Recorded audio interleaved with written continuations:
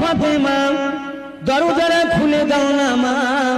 ইয়া রাসূলুল্লাহ, হাবিবাল্লাহ, আব্বাজান আমি ফাতেমাকে মাফ করবেন, ক্ষমা করবেন, আজকে দরজা খুলতে পারবো না। কেন মা?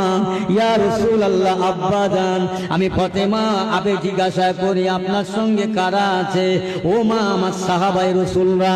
আল্লাহর নবীর বেটি বলছেন হবে না, ফিরে যান, চলে যান, কারণ আমি একটা কাপড় পরে আছি, আমার মাথার দিকে টেনে দিলে হাঁটুর দিক আলগা হয়ে যায়, হাঁটুর দিকে টেনে দিলে মাথার দিক আলগা হয়ে যায়।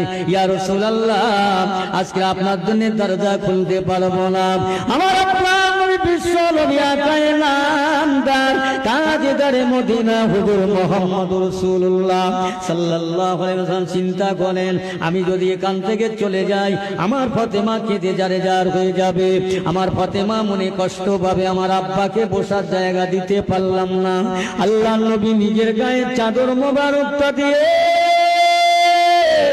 ও ফাতেমা এই নাও আমার চাদরটা জড়িয়ে পড়ে আমার দরজাটা খুলে দাও না মা।